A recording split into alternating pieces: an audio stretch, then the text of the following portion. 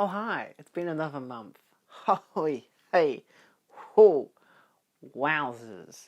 Hot diggity. Okay, let's get into it because there's obviously a lot. Starting with Andor, Season 2. Good stuff. Gave it like 4.5 stars. Andor's good. I binged it like within 3 days. I watched one episode on Monday, episodes 2 to 9 on Tuesday, and then the last day was the Wednesday when the rest of it came out because it came out in 3 episode batches. I've been busy. And so I binged the 3 episodes and then watched Rogue One, and it was just superfluous. I kind of wanted to binge the body of it as much as I could. Even though it would have been nice, 3 episodes per week. But still, good show. If you haven't seen it, I highly recommend it. Yeah, there you go. Anyway, what do we do for this month? Okay, let's get these bangers out straight away. Paranormal Activity: The Mark Wellens, 3.5 stars. Paranormal Activity: The Ghost Dimension, 3 stars. Paranormal Activity: Next of Kin, 3.5 stars. Unknown Dimension: The Story of Paranormal Activity, 4 stars. Watched all of those, did a whole Blu-ray review, talked about the box set, talked about the series. Really fun series. Really, it still creeped the shit out of me, but I've gotten over the fear now. You kind of forget about it after a couple of days, which is good for me because I like to sleep occasionally. Anyway, then we have Mission Impossible: Dead Reckoning because I was tired of being spooked and I wanted to watch a masterpiece, so I rewatched this. This is the third time I've seen it. I haven't seen it since the cinemas. I watched it in IMAX, then I watched it like a week later in regular cinemas because my dad and my brother got back from overseas trip, and then I watched it with them. Yeah, I had originally given a 4.5, but this time I gave a 5. Everything clicked perfectly for me. Pom Klementov needs to be in, I believe that's how you pronounce her surname. She needs to be in more things. I love her. She's so beautiful. It's just so fun. It's funny, it's got great action, it's got good characters. The villain I don't dislike. I know people are a bit more critical of him because it's a flashback villain, but I'm also like, I don't give a fuck. Who cares? It depends on how that is resolved in the final reckoning, which I'm seeing in 2 days. No, 3. It's Thursday night I'm filming right now. I'm seeing it Sunday in IMAX, so you'll see it in like 20 minutes. Anyway, on the 4th, I watched Logan Lucky because I got the Blu-ray of it and I wanted to watch it. Gave it 4 stars. Soderbergh just fucking bangs out so many great films that I don't even realize are even his films, which makes them even more interesting. I love how his wife actually wrote this film. It's really funny. For no particular reason. She just made a good script and he was like, I love this so much, I want to direct it. But then she didn't want her name to be on it because she didn't want people to think that, like, oh, well, the only way I could get a film done is for my husband to direct it. He just really liked it, and it's a fucking solid film. That Game of Thrones joke still works all these years later, which is crazy, because this film came out in 2017. I'm happy I finally watched it, though. On the 5th, I did a double feature of Flesh and Fantasy from 1943, part of the Imprint set, which I thought was a fun anthology film. The middle story is definitely the shining story of it, but I loved its visuals. I love anything that's black and white and has mist and stuff just looks so fucking beautiful. Like, you can tell this is why I'm a Universal Monsters fan, because I love mist in black and white. It looks fucking amazing. That one Return of the Vampire film with Bela Lugosi is like the pinnacle of that kind of stuff, but this one was quite fun. But I did double feature it with Dead of Night from 1945, another same set from Imprint for the anthology films. They literally only did the 2 films in the same set, which is fine. This is the more, I think, impressive film. I didn't think it was as impressive visually, and that's why I prefer the other film. But I gave this film the same star rating, both of them 3.5 stars.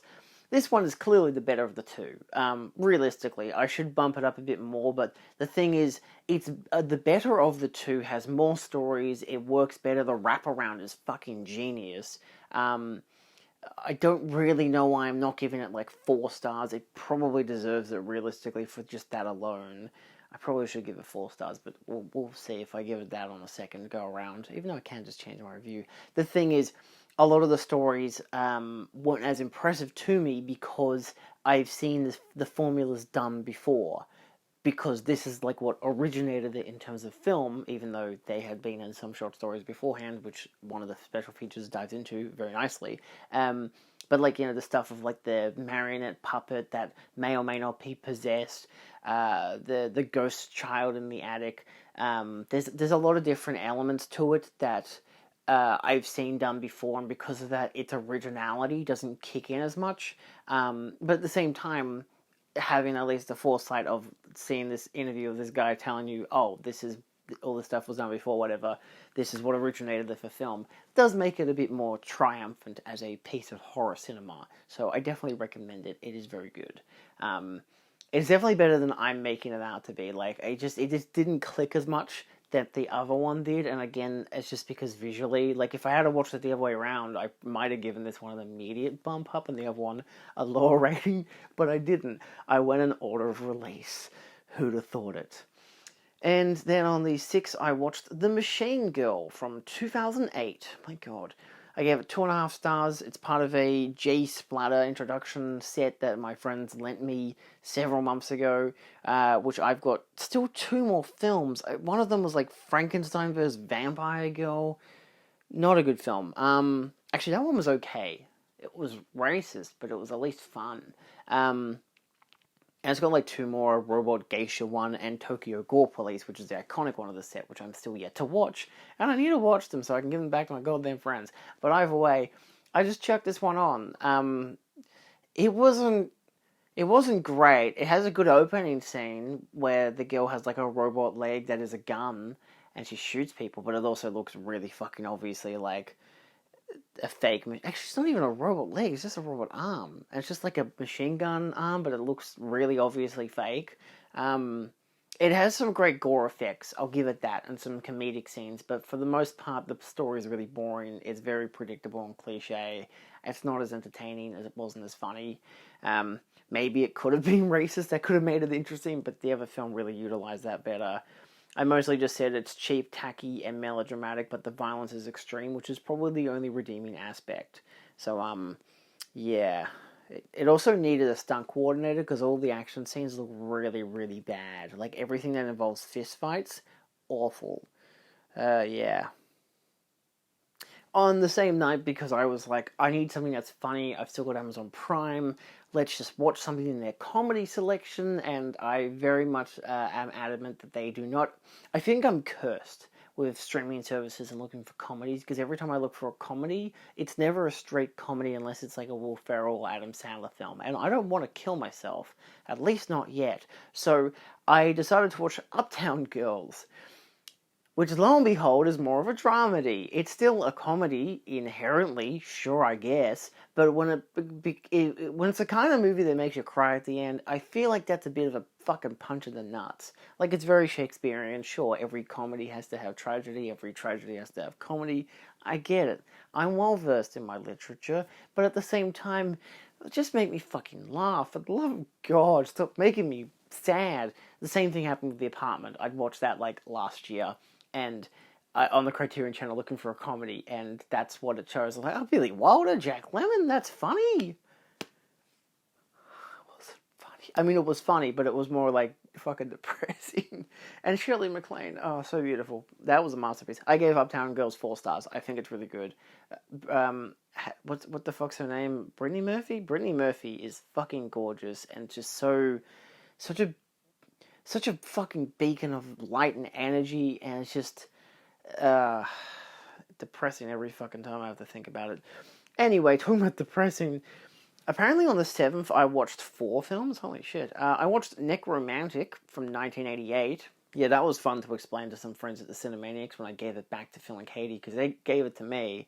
I think Caitlin wanted me to keep it because they bought it at the movie market for $50, which honestly, pretty good price for a very good limited edition set, which comes with a booklet and soundtrack, a whole bunch of shit.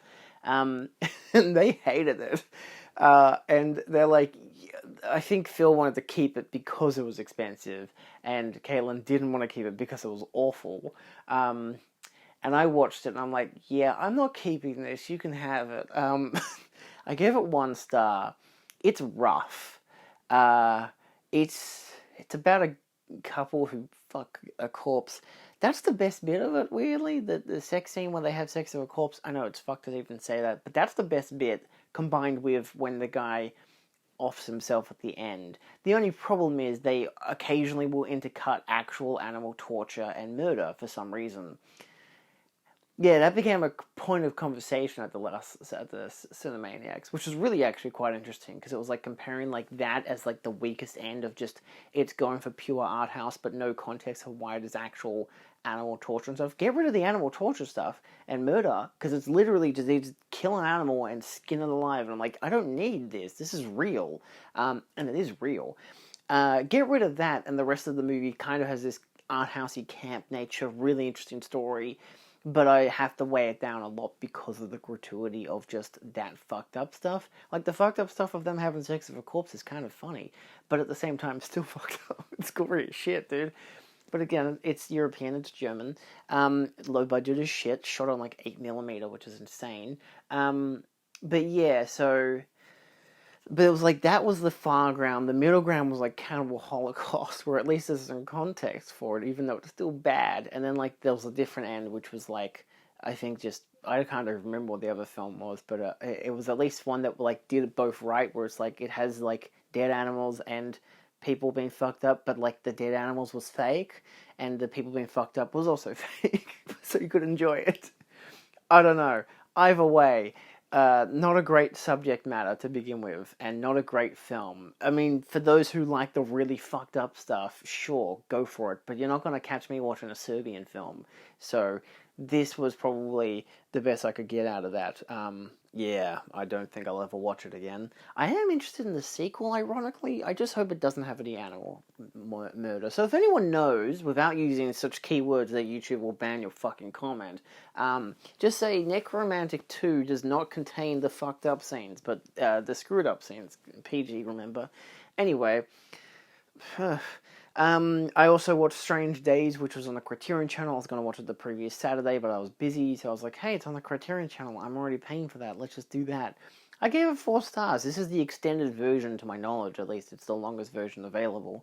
And it's really interesting. It's a Catherine Bigelow-directed film. It's written by James Cameron. It's very interesting. It's got a lot of like elements that I think were done in some better films with its futuristic elements, but I think it has a really interesting take on like this kind of voyeuristic nature. Like Cronenberg's Existence did, I think, a better version of this, but more of as a crime thriller, where this one was still crime and thriller, but more pseudo-sexual in a different way. Very interesting. Good cast as well. Angela Bassett's great in it. Ralph Fiennes is really good. It's very interesting. Got a great look and feel to it. It definitely needs a good Blu-ray release. I know the German release has the extended cut, but I don't really want to buy the German release. For no particular reason. I just feel like it needs a good boutique release, but still. And again, it's like an underground kind of cult classic now because, again, Catherine Bigelow fucking tanked her career for a long time because, you know, Hollywood hates women. Like, she fucking directed it. She didn't write it, for the love of God. But yeah, so it is what it is. And then I watched Hot Love, which is a 1985 short film directed by the same guy who did Necromantic because it was on the Blu-ray disc. They had 2 short films, and I didn't watch the second one. This one was about a guy who stalks his girlfriend because he thinks she's cheating on him. Because, like, they fall madly in love, and then he finds out that she's cheating, and then he just gets murdered by the boyfriend, I think. Yeah, but then he, like, assaults his girlfriend, but then she gets pregnant, and then the baby, like, turns into him. It's really weird. Anyway, a lot of assault in this guy's movies. That was also a thing in Necromantic. Kind of a key scene, but yeah, just fucked up. Anyway, and of course they had the Morbid Fascination and Necromantic Legacy documentary from 2014, which I think was really interesting as a analysis of like looking at Necromantic as a film coming out in the UK as a banned video nasty. I say banned because even they say it wasn't actually banned. They just never put it through the registry to be like classified, you know, until they remastered it for Blu-ray. And yeah, so it was more of people telling their tales about them seeing it at like a theater in 1988 and then trying to get the VHS tapes and all that video nasty craze. So that was interesting. It wasn't really much about the film itself, like as a documentary. It was just more about getting it to be a released film on Blu-ray. So yeah, I'll give it that. It was interesting. But yeah, as a period of time, I'm never going to have lived through because the internet exists, which they even note on. They say the internet exists now. This stuff is easy to find. That whole video nasty era is gone. You know, it's gone. I'll never experience that. But at least we've got some kind of documentaries to talk about it, so that's nice. On the 8th, my partner was over, so I watched a selection of films that she'd never seen, including Airplane, which was fucking amazing, because of course I'd shown her Top Secret like last month, and I was like, I gotta show her Airplane because it's also funny, and yeah, she liked it. It was good. There's not much to say about it. Masterpiece film. There you go, 5 stars. On the 9th, I showed her Monty Python and the Holy Grail, which I finally watching the Blu-ray because I'd actually got it in that fucking same day, and I'd never seen it in HD, and it was in the proper aspect ratio. Didn't even know I hadn't seen. I watched it on Netflix, but I don't think that really counts because it was on my laptop and on a group like call, so like we were all collectively watching it, so it doesn't really have the same feel. But this time around, I gave it 5 stars because it's a fucking banger. I think it's hilarious. She wasn't as ho-hum on it, but mostly because it's not her genre of film. Not comedy, but like historical epics are not her. She doesn't care much for it. She's like, unless it has like mythology, like with dragons and shit, it's not really my thing. And I'm like, all right, that's fair. So she didn't find it that, like, she thought the jokes were fun. She loved the killer rabbit bit because why not? She liked the animated sections as well, which is great. I like how she was able to appreciate the more technical crafts and the more artsy stuff. But yeah, a lot of the wordier bits, especially the stuff where they're like doing like critiques of like society and stuff, which I found to be so much funnier watching it now as an adult. Didn't really jive as well with her, so perfectly fine. And then because she wanted to watch it, we watched Matilda, which I got to watch the 4K UHD, gave it 4.5 stars again. I watched it for the first time like last year because I'd seen it at part of it at Phil and Katie's, and I was like, I gotta watch this film. I hear it's really good, and it was on Netflix. And then this time I have the 4K, so I got to watch it with Helene, who she grew up watching it because some people would watch it during school because of course they did. I had never seen it until last year, and rewatching it, still a fucking banger. So you know what can I say? Good film. Great 4K as well. It should have a standard release. I don't think it has one currently, but the Steelbook is fine, but my god, it needs a standard release. Anyway, on the 10th, we watched Evita at the Cinemaniacs. This was our 3rd film of the year? 4th film. I think 3rd film. It's May. Yeah. Anyway, Christian did the presentation. It was very insightful. As someone whose only other musical by the same people I've seen was basically Jesus Christ Superstar, which I watched in April, which kind of thank God I did, because that movie, being a rock opera, is just fully music for 90 straight minutes. This is fully music for 2 hours and 15 minutes. So, yeah, kind of a hell of a lot more of a ride. I think if I hadn't have watched Jesus Christ Superstar earlier, I would have been like, what the fuck is this? And I definitely think it needs subtitles for the majority of the film, but by the second half I was clicking with what it was saying, so I was understanding what they were singing more. It wasn't as obvious to me. But yeah, I was understanding its themes and character and what it was going for. I still gave it 3.5 stars. I think it looked great. It took up the whole screen at the Astor, which was fucking amazing. It was loud, it was proud, it was fucking beautiful. And it was a great night. We were out till 2 a.m. Oh, holy shit. Yeah, that was good. That was a hell of a night. That was really fun. So, always good to see everyone. Yeah, and I mean, look, next month is the Apocalypse trilogy, which is like the Doom generation totally fucked up in another one. So that's going to be really fucking mental. On the 11th, because Natalie had came to the Cinemaniacs, and this is her first time coming for months, and Phil and Katie had left after the screening started, so she had one of Phil's Blu-rays that she'd borrowed months and months and months and months and months ago, and so I was like, hey, I'll take that because I live close by to them, but also I'll probably watch it in the meantime because I'm probably going to go watch Final Destination with them soon. So I borrowed that from her. I let Phil know, and then I watched it. So this is, of course, The Witch Who Came from the Sea from 1976, which I gave 4 stars. It's a very interesting film. It felt very kind of loose and weird, but I'm like, it's going for that 70s kind of weirdy vibe. But then, like, the last, 20 or so minutes hits, and it kind of reveals why the main character, who tremendously performed in a role written for her, this is Millie Perkins. She is fucking amazing in this role. When they reveal why her character is actually like this, and why she behaves in this way, and why she says things in certain ways, you realize, oh fuck, this movie's a lot heavier and darker than you expected.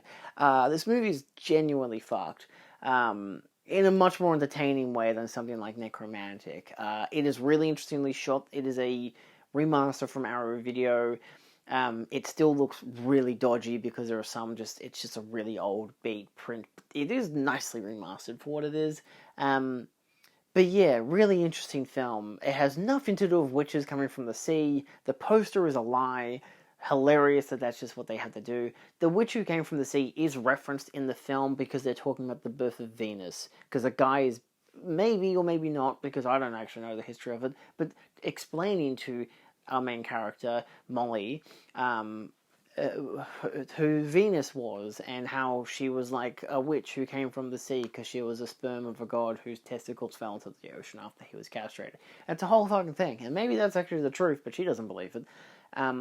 And yeah, it's also kind of like a slasher film because she's like killing guys, but like dreaming about it, but then it turns out to be true. It's really interesting. So it's very bloody and kind of rough in some scenes. Like it's a lot of off-camera gore with very obvious implications, but there's just like the sounds of it and the acting towards it really sells a lot of the performances and really makes it like skin crawling, kind of fucked up.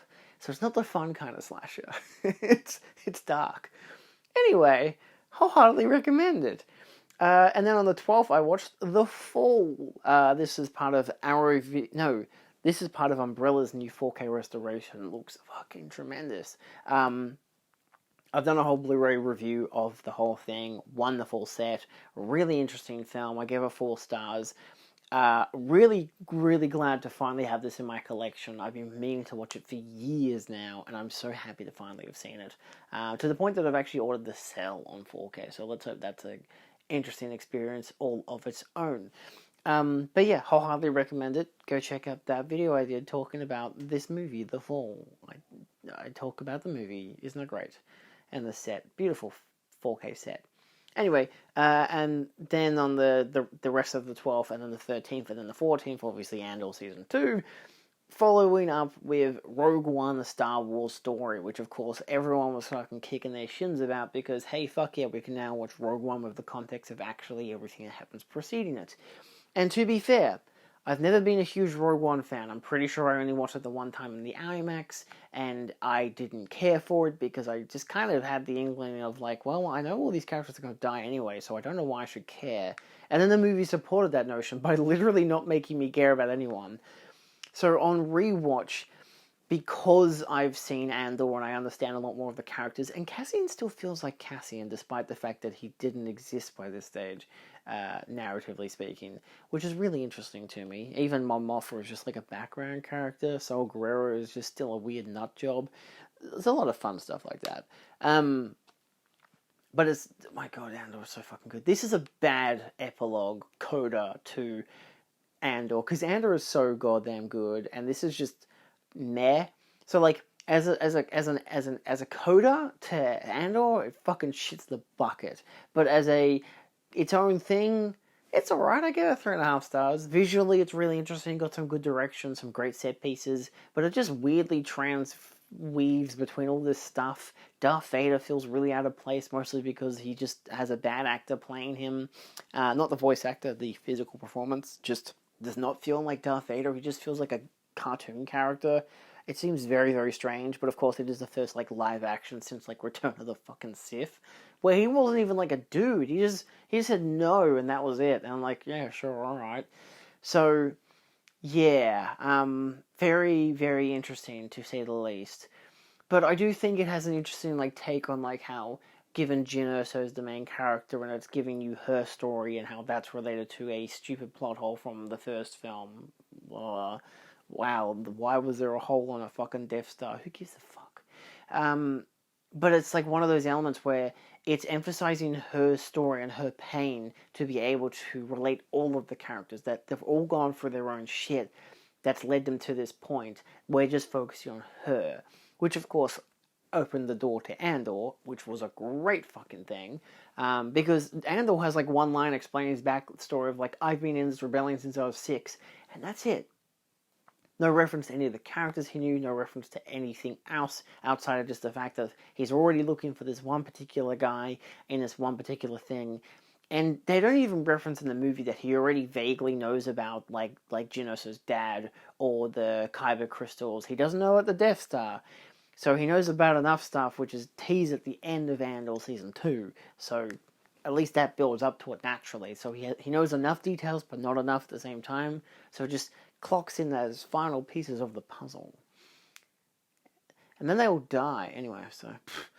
Anyway, I still find it enjoyable. It's just a nice spectacle. It's loud, it's explosive. It's not great, but it's fine, you know. And then, because I still had time, I watched Robots from 2005. This one is a childhood movie that literally has defined my goddamn life. There's one of those memes, it's probably still a thing now, where people will say, like, oh, this thing is my personality. The thing is, like a modern... a TV show or a movie comes out and they're like, I'm going to make this my personality, and they, whatever they do, buying t-shirts, making their wallpaper on Facebook or their phone, or just keeps making meme posts and being like, I'm shipping these characters, or whatever the fuck they do. I don't give a shit. I'm an adult. Fuck all that stuff. This is my movie where I'm literally like, everything that this movie talks about is what I am. Like, it's a movie talking about a guy who aspires to be an artist, but is like, literally has to face off against actual capitalism as an entity that is in the form of a shiny fucking dude who just wants everyone to look the same, and he wants to get rid of the people who are old and dirty. Gee whiz, political messaging, fuck me. And his mum, who's crazy insane. Also, one of the main characters becomes transgender, which is fucking beautiful. It's kind of as a joke, but also just not really, because they just embrace it, because they're like, fuck yeah, this movie's progressive as shit, bitch. Big Wild is fucking amazing. What is it, Aunt Fanny? Fart jokes. They have fart jokes in the same movie that they have progressive politics and socialism and art. And the whole movie is saying fuck you to capitalism. And I love it. It's wonderful. It's a fucking cherry on top of just life in general. And I grew up on this fucking shit. Like, I didn't grow up on... I grew up on Star Wars. But this was, like, so much more just... It was always there, and just had so much more fun and community to just being creative and building and helping people. And I found it to be, it's just such a beautiful fucking message. And they're just saying, hey, this rich, shiny guy can fucking burn in hell. And he basically does, and it's wonderful. It ends 90 minutes. It just fucking straight up, bam, done. It's actually 83. When you don't include the final credits. Because my Blu-ray, which I don't know if I'd actually watched the Blu-ray by this stage, once it got to like 120, like an hour and 23 minutes, and the movie like cuts to credits, it just, it's like obviously the credits are its own chapter, but suddenly it just went 00000, and then just counted up from there, and that was the credits. So the credits was like its own thing. It must be a weird Blu-ray encoding thing for that particular disc. Like, it didn't stutter or anything, there's no issues, but it's just like, that's such a weird thing, I've never noticed that before. Like, ever. Because everything's always in the same runtime. So it's like it's a special feature or something, which is hilarious. But, yeah, fucking masterpiece. Gave it 5 stars, of course. I'm a realistic person. It's a 5-star masterpiece. It's Robots. If you haven't seen it, I highly recommend it. And then tonight I watched Doctor No. I've also started watching Poker Face Season 2 because, fuck it, why not? I have Stan for some reason. But I watched Doctor No. I gave it 3.5 stars. Pretty fun. Has enough of great beginning beats for what the Bond legacy becomes, but obviously there's more to develop, and I will continue watching them as they go along. A lot of them I haven't seen. I didn't grow up with the Connery ones. I've seen bits and pieces, but I mostly grew up with Brosnan and Daniel Craig, so it'll be very fun to properly revisit and just watch for the first time, like with Doctor No, basically all of the Sean Connery films, at least to watch them more fully. And hopefully then I can watch the Roger Moore ones and all the rest. So we'll see how it goes. I got the box set. I'm not going to get that new 4K set for Connery. These are already 4K scans. They look great. So they probably will look better in UHD, but I don't need to spend that money. So, yeah. Anyway, what else did we watch? Oh, okay. So that was the 15th. What else did I do? Doctor No, yeah, of course. Alright, so on the 16th, oh boy, I did a hell of a triple feature. Did I even have work that day? I have no idea. Anyway, I know I got sick during some time throughout this month, and I can't remember what the dates were. I think it was the next week. Anyway, I watched Tokyo Gore Police from 2008 because I think I'd mentioned that my friends had lent me that box set, and this was one of them, of the J Splatter films. It was not bad. I gave it 3.5 stars. The splatter part is like maybe probably the best part of it, I guess. Like with most of these, it's the splatter that's the best part. It's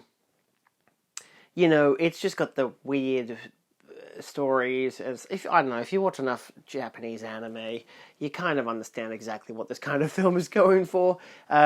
It's not overly sexualized, which was interesting. I'm just trying to remember what the hell happened. Oh yeah, it's the one where they have the mutants and whatever, and they engineers, as they're called, and they will transform people into like monsters, but they'll have like chainsaw arms and stuff. It's it's pretty crazy. It's not bad.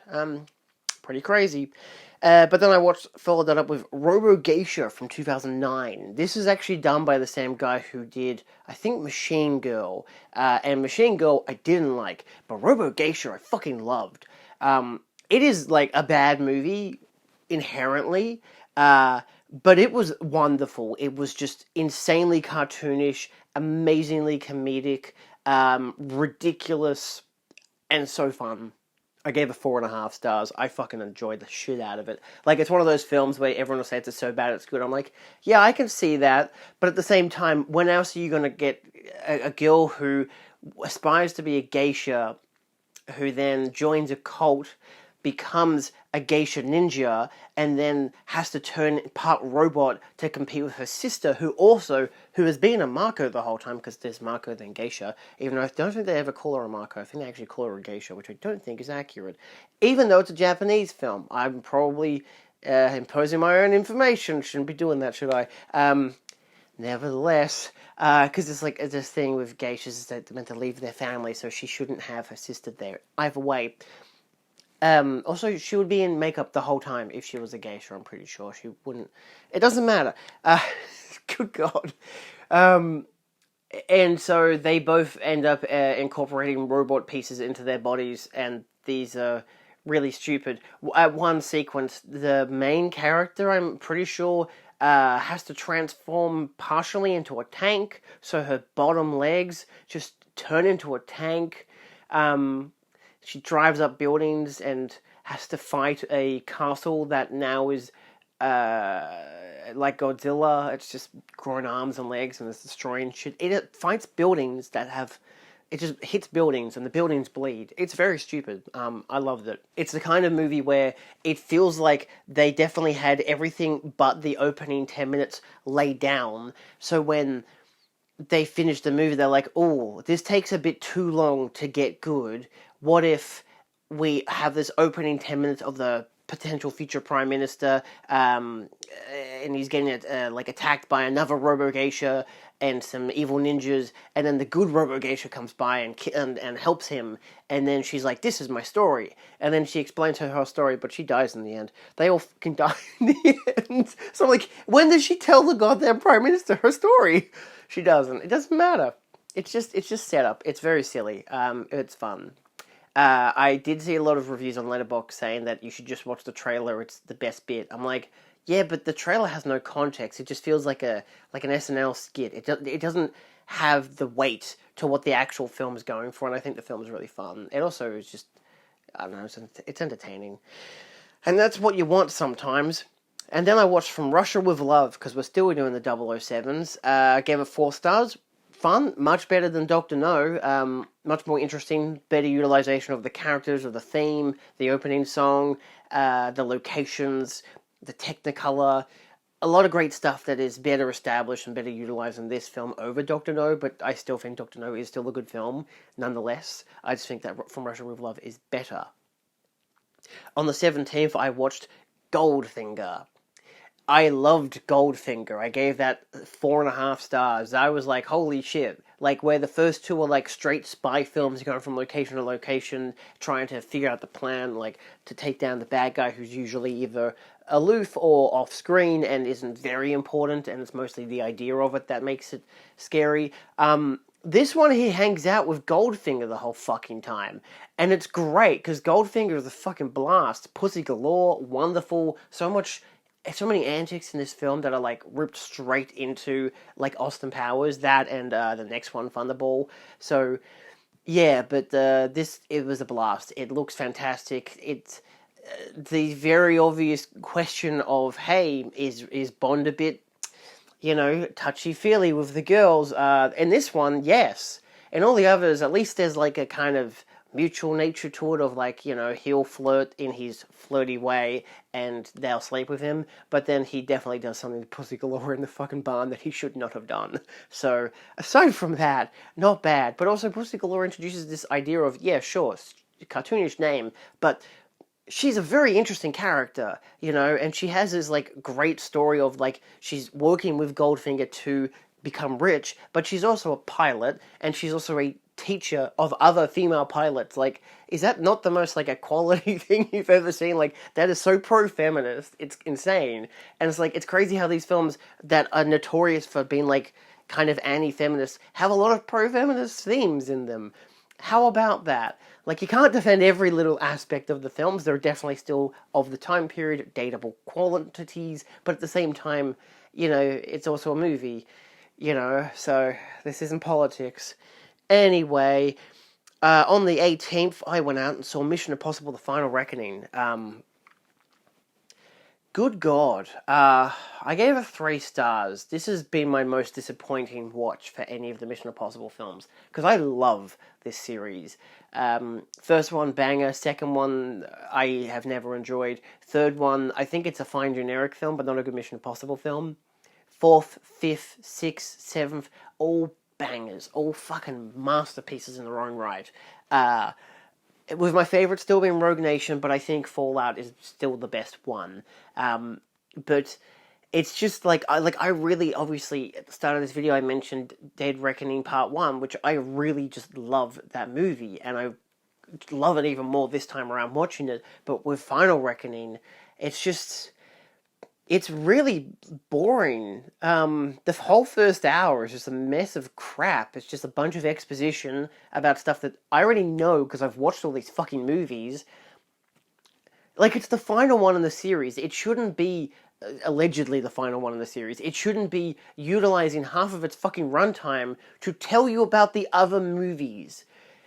If you're watching The Final Reckoning, you should have seen all the rest of it. Like, it benefits people like my girlfriend's parents who like the films, but aren't avid movie watchers, so they aren't, watching this every second week. So when they see the new one come out, to actually get a recap, not a bad idea. Gives them context. They enjoy that. My dad enjoyed it, even though he's watched all these films before, and I literally have to tell him what the set pieces are in each one so he remembers which ones they are, because sometimes it can get a bit confusing. But yeah, there's a lot of wasted characters, a lot of wasted time. The set pieces, the 2 set pieces in the 3-hour film, are still fun. The submarine sequence is phenomenal. A little silly, but still hella good. And the way it incorporates the IMAX, because I watched it in IMAX, is great. Much better than Dead Reckoning, just not using fucking IMAX at all. And then the second set piece being the airplanes thing, which I'm like, well, that's the main poster. It might even be the poster I've used if my computer will let me use that poster.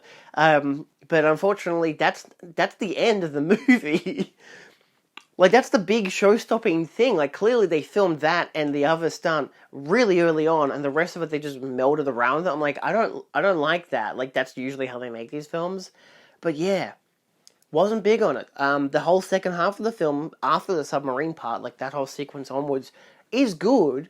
I enjoyed the second half of the movie, but the fact that the whole first half is just a bunch of exposition and people talking to each other, it's really boring. There's such an underutilization of the main theme. They literally steal the ending of this movie from the Fallout. It's the same fucking ending. So many of the sequences are just stolen right out from other ones. They even reuse footage from the 4th movie as context for what's about to happen. So, like, you know, like a bunch of nukes getting set off and they show one, and I'm like, oh, that's from the 4th movie. But they're not contextualizing it that way. They're just reusing the footage. They had film grain to some of them as well, which is very weird. I don't know. I wasn't a big fan. What a letdown. I'm like, can we petition for them to do it again? Because that kind of sucked. Anyway, it kind of makes me hope it isn't the last one, because I'm like, that fucking sucks. I'm never going to watch it again. It was awful. Like, it wasn't awful, but I'm like, I was bored out of my mind for the first hour and a half of the movie until the submarine sequence, and I'm like, okay, it's getting better. But it didn't hit that high. Like, I've seen some people give it reviews saying, like, oh, gripping in my seat the whole time. Like, what? For fucking exposition scenes? Nothing fucking happens. Anyway, what a waste. On the 19th, I watched A Quiet Place Day 1, which I watched in here in 4K with my mum. I bought it for her for Mother's Day, and, my brother and my dad go out Monday nights to do Umpire stuff, same as Wednesday nights. And so mum was like, hey, we've got the house to ourselves, let's watch A Quiet Place. I'm like, that's a good idea. So we watched it. It's fucking great. Much better than the first two.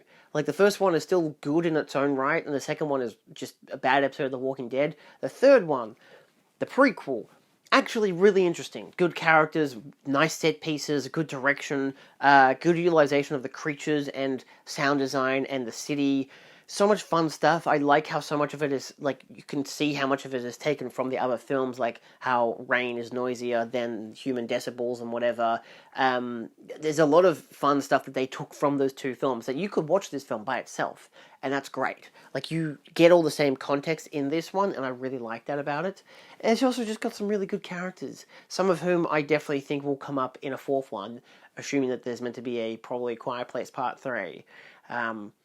Yeah, because they definitely have a character in this. They have 2 characters in this. One of them who's definitely in Part 2, who I'm very much expecting to see in Part 3. Assuming they do that, but I don't fucking know. Then I also watched Thunderball on the same night. I gave it 2 stars. It's long, it's boring. I don't like it. It was awful. I think this one starts off with Bond, like, abusing a woman, which was like, wow, that's rough. But then the rest of it's just, like, set in, like, the fucking Bahamas. And I'm just like, oh, so they're just trying to do like Goldfinger again, but bad. Yeah, this one fucking sucks. It does have more Spectre stuff in it, which is great, but yeah, and most of it I'm just like, oh, they did all this stuff in Austin Powers, and I much prefer Austin Powers. I could be watching that right now. So I don't think I'll be watching that film again.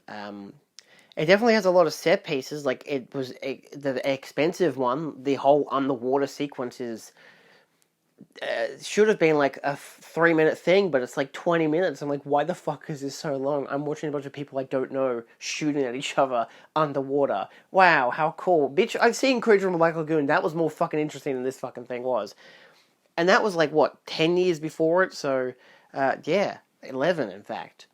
Anyway. But then I followed up with You Only Live Twice, which is the one where they go to Japan, and it's just fun. This one hilariously has the very quotable, why do Chinese girls taste different from all other girls? Love it. 10 out of 10 dialogue. Royal Dahl doing the script. hilarious, love it, 10 out of 10.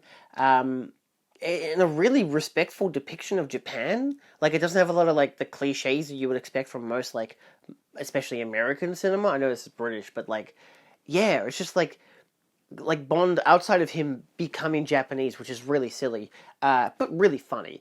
Because it's like, he does not look Japanese at all. Like, they don't, like, yellow face him or anything. They just, like, put, like, prosthetics on his eyes to make him look a bit more Japanese and give him stupid hair. And I'm like, this is the one where he has the best looking hair because clearly balding, trust me, I know.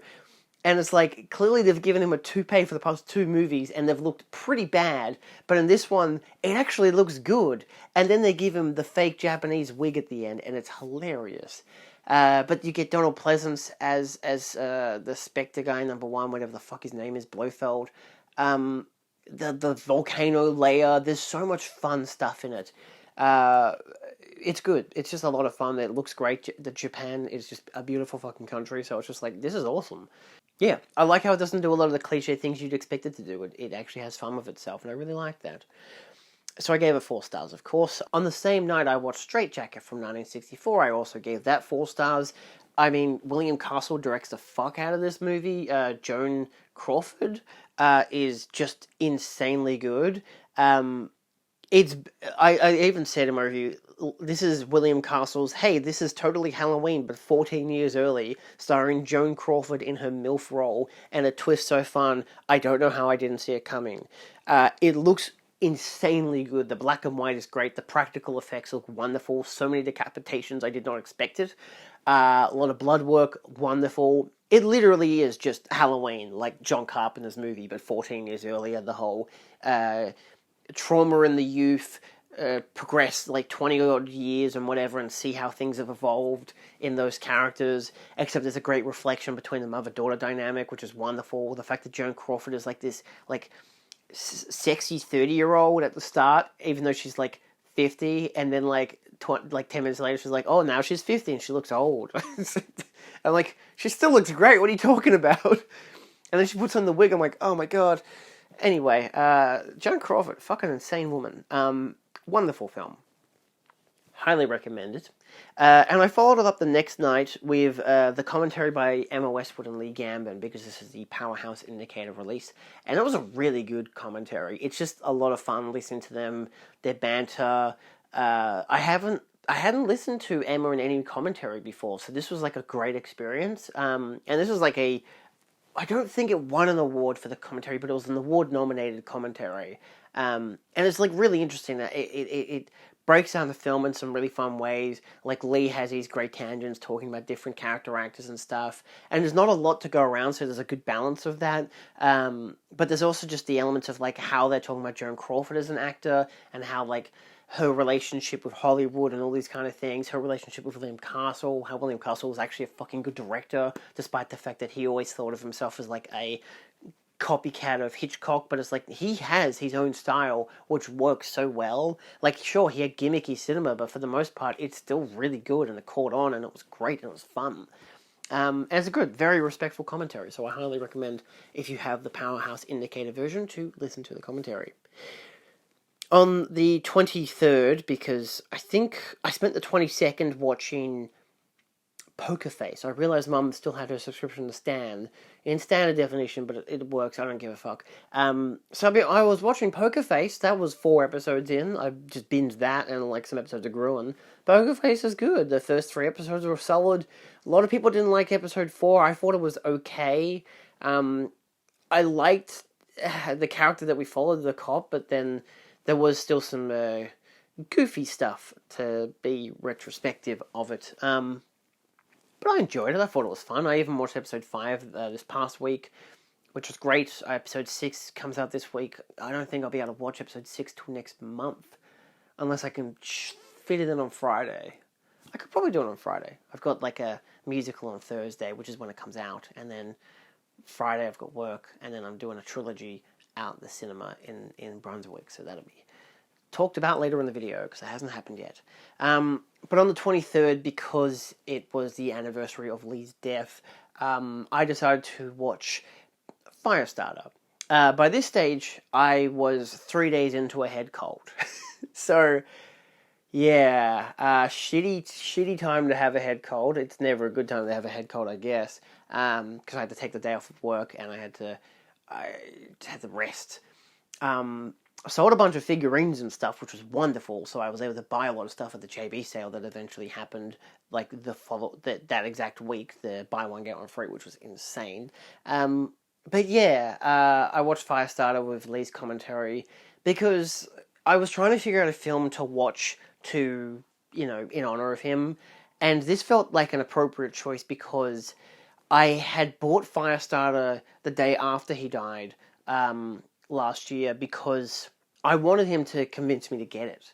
And I was going to ask him on the Saturday, because he was meant to do the presentation for Silkwood at the Cinemaniacs, to convince me to get Firestarter, because I knew he would be able to very successfully. I could have just sent him a message. I really should have, but, the convincing argument was just that he died. And I was like, well, that's one way to convince me, so I bought it. And I really enjoyed the film. I gave it 3.5 stars.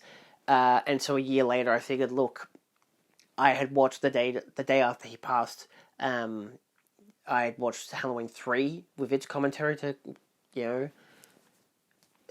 commemorate his passing, and so I figured, look, I'll watch Firestarter with his commentary because I only watched it a year ago.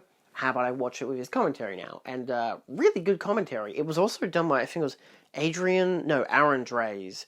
Aaron Drays. They're both, really interesting. I like how a lot of it is Lee at the start, which is really funny to me, because he even realizes, fuck, I'm talking too much.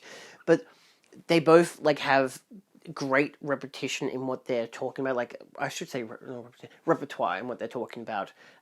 Lee has enough time to put in his little parts of talking about certain character actors. But then, of course, they talk about the making of the film. They talk about the Stephen King films in general. Aaron Drays seems to be very, very into the Stephen King stuff, and Lee had read so many of the books that they had enough, to talk about together as well, which was really nice. They didn't talk a lot about the film by the second half of the film, and there were certain elements that they would discuss, but for the most part, it was mostly them talking about, the Stephen King universe as a whole, and I'm like, that's fucking fun. I'm not a big Stephen King person. I enjoyed the films. I've never read any of his books, but I'm just not a big enough fan to know all this stuff. So to hear two people talking about it is really fun, because it's just nice, insightful stuff. It's always interesting to hear about that kind of stuff. Like watching a 3-hour video essay about something that you'll never touch, like a video game that you'll never play, or a book series that you'll never read. It's just nice to just to indulge in that information for a period of time, and then to walk away and be like, that was great, let's move on with our lives. So yeah, I think it was a great commentary. And that night I went out to the city to see friends to celebrate, to commemorate Lee. Yes, still head coldy. But yeah, so it's good to see everyone. It was nice to have seen the film as well, so it really sucks that it's been a year. Anyway, on the 24th, outside of filming a couple games with my nose running like a fucking tap, I watched Lilo and Stitch. Oh, I watched the good one. No, I didn't watch the remake. I watched the original. My partner watched the remake. I watched the original, because I'm like, fuck it, I've got the Blu-ray, I'm in the mood. Gave it 4.5 stars. Beautiful film. Love the animation. I've seen this film a couple times beforehand. I realized in the Australian Blu-ray, you actually get Lilo hiding in a dryer. That was apparently taken out in the American version because, well, lo and behold, they thought the kids were stupid and they would hide inside a dryer. But we don't have dryers like that in Australia. Most of the time we don't. I've always either had one in a top corner, or just in a... Ours is currently actually in on top of a shelf in the garage, which is good because it's noisy. But yeah, so kids are stupid, and they thought kids were stupid. But in Australia, we don't think kids are that stupid. So I've got the unedited version, baby. Obviously, we don't have the whole them flying through a city thing, which I think actually works that they don't have that in the movie, because they make note of the fact that Stitch is there to destroy cities, and when he runs to each island, each corner of the city, of the island, Lilo was like, yeah, isn't it great how we don't have any big cities here? And he was just like, no. And I'm like, I love that. That's a great detail. So wonderful stuff. On the 25th, oh, I got to talk about Doctor Who. I'll wait for the season finale to talk about Doctor Who, which will be at the very end of the video. On the 25th, I watched This Island Earth. Fuck yeah. This is part of the Tales of Adventure 5 collection from Imprint. I believe it's the 4K scan from Seconds from Screen Factory. It's not credited as a 4K scan, but it looks really fucking nice. Also, the fact that it has both cuts, the widescreen version and the 4x3. It's actually 137:1, which I will say the better version is the 137:1, because that just makes more fucking sense for the movie. Also, it just looks great. It's so colorful and beautiful. The version I used to have, I gave it to friends like the other day because I don't need it anymore, was the Cinema Cult release, which was a DVD upscale in black and white in full screen. And I'm like, wow, it's like watching the film for the first time when you watch it in Technicolor in the appropriate aspect ratio. It looked great. I'm like, holy shit, this movie is beautiful. Like, the last act is the better part of it, where they actually go into space and then go to the planet of Metaluna, which hence the Metaluna mutant, who was the last universal monster. But at the same time, the first two acts are still really interesting. You get a great mystery in the first act. The second act is still mystery, but the first act's more sciencey mystery. Then the second act is like, oh, aliens are here, but also we're scientists trying to help them, but what do they want? And then the third act is, let's go to space and go to a planet that's been fucking bombed. Wonderful stuff. The map paintings, the way it all interlocks together, so fucking beautiful. It's good stuff. Gave it 3.5 stars. It's still cheesy 50, it's still cheesy 50s sci-fi B movie, but it's fun. Then on the 26th, I watched Final Destination Bloodlines. Gave it 4 stars. Fucking banger. I didn't expect this movie to be that good. Like, most of the people I follow gave it 3.5 to 4 stars anyway, so I had some kind of inclination of this might actually be really fun. Yeah, it was fucking hilarious.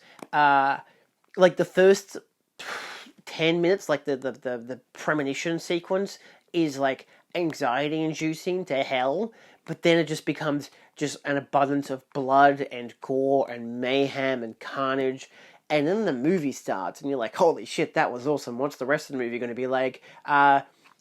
Just as fun. Not as overly cartoonish, but instead of all the characters being completely unrelated, they're all family members, which is fucking insane. I can't believe they've never done that before. Tony Todd is great in the film. He's only got the one scene, but he delivers his lines perfectly. He's just, sorely missed. And it was great because I saw it with friends who love Tony Todd, so that was really fun. It's just a fucking fun movie. The kills are great. I'm not going to spoil anything because it's just a hell of a fucking ride.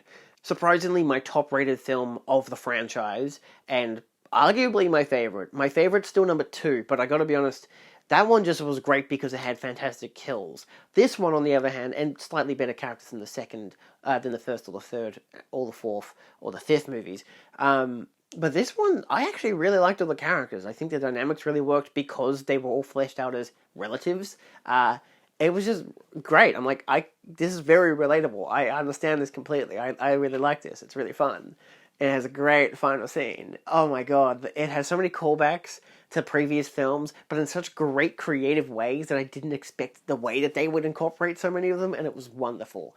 So it's got a great amount of fan service, but it also just allows you to be like, if you've never seen the other movies, this one's still fucking banging. Watched the 27th Day from 1957, part of that, again, Tales of Adventure set. Gave it 2.5 stars. It's not bad, but it's a kind of a waste of time. The premise is great. 5 people from across the planet get devices that could potentially destroy all of humanity, and they have to decide what to do with it when they get sent back to Earth. And that's a great premise. The first 10 to 15 minutes are really interesting, but then, most of the characters are either, die or get buried in places and just, hunker down. And for the most part, I'm just do something. it's like jabbing a fucking corpse. Move, do something. Nothing happens until the last 20 minutes, and then it gets too cartoonish and too peace on earth worthy. It's very stupid. It's not bad. It's just lackluster and a kind of poor utilization of a really interesting premise, you know? Probably could have been an hour-long, like, Twilight Zone episode. Most of these could have been. Mostly because after watching On Her Majesty's Secret Service, which I gave 3.5 stars, another one where I'm like, you know, it was fun. Lazenby's interesting as Bond. I don't like the opening credits. I didn't love Blofeld because I was like, why isn't he like Donald Pleasance Blofeld? But that's because this one's a direct adaptation of the book, which is like the second book. So this movie is in the wrong chronology. This movie you should watch first, realistically, because, like, why, like, oh god, it would be realistic to watch Doctor No, where they set up Spectre, but not Blofeld, and then they go back to, you know, you watch On Her Majesty's Secret Service, which gives you, like, Bond more as an origin story, Casino Royale style, which again introduces Blofeld, and he knows of Blofeld, but the thing is, he's already after Blofeld. Oh, it's so annoying. He knows of Blofeld, he's after Blofeld, but in Doctor No and all the other films, he doesn't know about Blofeld. Oh, this is why you can't really watch as a prequel either. There are too many details that they say verbally where clearly they know about the characters from the previous films because this is written as a sequel, but it's also written as an adaptation directly from the book. So Blofeld doesn't recognize Bond, and Bond doesn't recognize Blofeld, kind of, because they haven't met before. Oh my god! But again, Diana Rigg is fucking phenomenal. She's so insanely gorgeous, and I've actually bought the Avengers box set just for her because fuck it, she's great. Yeah, I think I can love this film more as time goes on. It looks incredible. I don't like how quickly cut a lot of the action sequences are, but it's a topsy-turvy thing. I think just because it's so different to the other ones, it's got too much of a frenetic energy to it that I wasn't like, oh my god, what's happening? It was like too much quick cutting that my brain couldn't register what was happening. Kind of Quantum of Solace style. This movie really just is Casino Royale and Quantum of Solace mixed together. And yeah, but it was great. I thought it was really fun. I definitely need to rewatch it to really, really reevaluate it. But I was really happy with it still and gave it 3.5 stars. It still has its ups and downs. Opening title credits fucking sucks. But the Louis Armstrong song is great. The romance sequence is great. The all the girls that he hangs out with in the Snow Palace, whatever the fuck, are really fun. Blofeld is still a really interesting character. Much more interesting, realistically, in this film than he was in the previous film. But, I don't know, the guy just... He feels like a second cousin to the one that we saw as Donald Pleasance's character. Anyway, then, of course, I watched The Night the World Exploded because it was 64 minutes. I gave it 3 stars. It was fun. It's... I don't know, for a 64-minute long film, it's just a fucking breeze to watch. It's, again, one of those, oh, there are these earthquakes, they're happening all over the planet, it's going to kill everyone, we got to somehow stop it, and they just go through all the woes of finding out what the problem is, but instead of it being on a global kind of looking at its scale, you mostly only get like stock footage of like earthquakes and buildings being blown up and shit like that, which is fun, why not? It's more of a focus story about these 3 scientists, and then it mostly becomes a focus story about these 2 scientists. One of the scientists, one is his secretary. Romance ensues, that kind of stuff. But she's meant to get married to another guy. Anyway, regular kind of stuff. A lot of people don't like it, and I'm like, I think you guys are just expecting too much from something that very clearly knows what the fuck it is. Like, it's a cheap B-movie sci-fi film. Like, this isn't fucking Citizen Kane, for the love of God. Like, you have to understand what the genre is and the style that it's going for. Like, there's a whole sequence where there's a cave-in, and one of the main characters has a giant rock fall on them, and it just bounces off them because it's made of styrofoam. Like, it's a stagler-type thingy that's, you know, in the caves. And staglet, that is not the word at all, but you know what, stalactite or stalagmite. One of the 2 of those, a big one, and it falls on one of the main characters, and lo and behold, it bounces off of them. It still lands on them and still stays on them, but it's like clearly made of fucking foam. Clearly. So, take it with a grain of salt. What else did we watch? let's talk about what we watched for the rest of the month. We finished it off with It Came From Outer Space, which I gave 3.5 stars. This is the imprint 4K UHD. Really fun. Definitely needs to be seen in 3D. It works really well in 2D in general, but I feel like in 3D it could be really quite fun, knowing that Jack Arnold, the same director, followed up the next year with, of course, Creature from Black Lagoon in 3D, and that film looks spectacular in 3D. So, yeah, just good old-fashioned, 50s sci-fi. It is one of the benefits from having a very unique version of an alien that does a very unique thing that's very different to any other 50s sci-fi film. Which is great. So, but then I followed it up with Diamonds Are Forever from 1971 to wrap up my Sean Connery watch for the Bond films. I don't know yet when I'll start my next, whoever the next guy is. I might wait a while before I watch Live and Let Die. Maybe a month or so. Anyway, I really actually like Diamonds Are Forever. I gave it 4 stars. I was surprised by how much dislikement, that's not a word, but a lot of people weren't very happy with the film on my letterbox, so I'm like, interesting.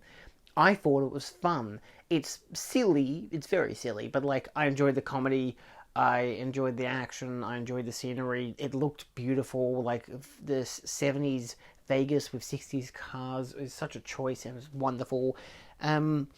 The lead actress is fun. She's not the best Bond girl. Like, Diana Rigg shits all over her. Most of them actually shit all over her. But at the same time, I thought she was fun. She had a good back and forth by being good then bad, then good then bad. The new version of Blofeld was interesting. Even though I think he wasn't Blofeld in the other film. He was just a different Blofeld in this one. But it's the guy from Rocky Horror, which was really funny. So that was great. The guy from Rocky Horror, but I'm pretty sure this is 3 years before he was even in Rocky Horror. So that's crazy. But yeah, I thought it was nice. It was an interesting finale to say for Connery's Bond. It's definitely annoying to have On Her Majesty's Secret Service in that lineup because that is such a differently stylized film than any of the Connery ones. So the Connery ones you can really just watch by themselves without watching On Her Majesty's Secret Service. It's really up to you. It's such an isolated film all of its own without any real resolution because of just how that film ends. But Diamonds Are Forever was nice. I enjoyed it. I thought it was fun. On the 30th, what did I do on the 29th? 29th I saw Beetlejuice the musical. That was great. I don't go to many live musicals. In fact, haven't been to very many at all.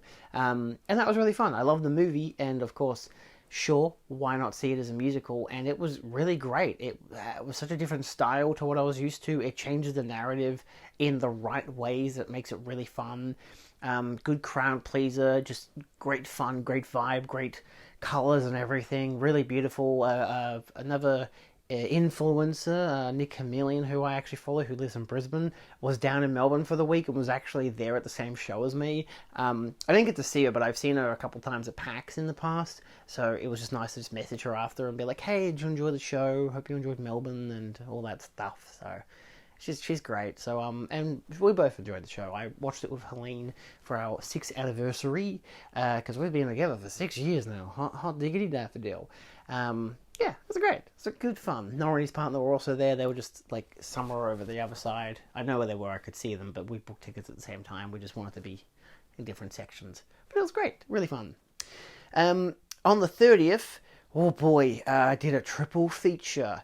We did Jackass, the movie, followed by Jackass number 2, followed by Jackass 3D. Jackass 1 and 2 I gave 4 stars each, and 3D I gave 5 stars. Weirdly, because I watched all of these for the first time in like 2021, and even if I look at Jackass, the movie, my activity for it is I watched it in August 2021, and I've watched it in May 2025. And I gave it 4 stars both times. With Jackass number 2, surprisingly, I've watched that 4 times now. August 2021, May 2022, November 2023, May 2024. May 2025. 4 stars each time. It is probably the most iconic of them. I mean, John Waters alone got the whole crowd going fucking nuts because we watched this at a cinema. This was for the Brunswick Underground Film Festival, aka BUFF. And I actually got 2 complimentary tickets, part of being a Cinemaniacs board member, because we were presenting one of the films. that same weekend, which I was unable to attend, but Sally did, and she was able to introduce it, which was Boys Next Door, which I heard went down really well. They actually asked us to introduce a different film, but we're already doing that film at the end of the year, so we were like, yeah, maybe someone else could do that, and Dan and DVD stepped in, so good on you, Joel. But yeah, so that was just really fun. It was the opening night. It was a triple feature at this place. What was the place called? It was the Estonian House, which is like an old theater, so it was basically just a bunch of chairs with a projector. And it was honestly really fun because like it was clearly the DVD rips of the first two films and the Blu-ray for the third. Sally Christie and Alexandra Helen Nicholas were there for the first film. They were only there for the first half of the second film because it went till like almost midnight. But it was great because I had 2 complimentary tickets, and my friend Caitlin, who drove us, who's also a board member at Cinemaniacs and fellow filmmaker, she wasn't sent tickets at all, so I was able to give her my spare one, even though I was meant to give it to a friend who didn't show up that night. So it was fine. It worked out in the end pretty fucking well.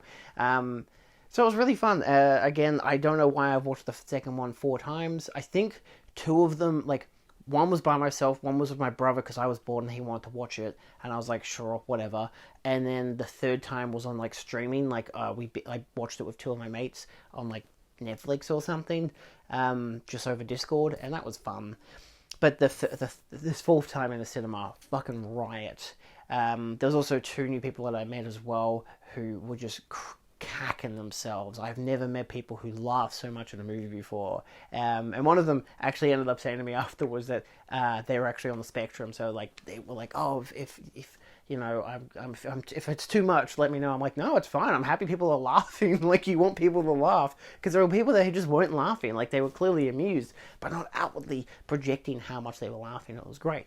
It's really a good energy. And again, the third one I gave 5 stars, mostly just because after having seen it, again, only twice now, 4 stars in August 2021, 5 stars in 2025, it was the one that made me really, truly fucking cry laughing. I think it's the one I know the least of, like, I just remember the least from it.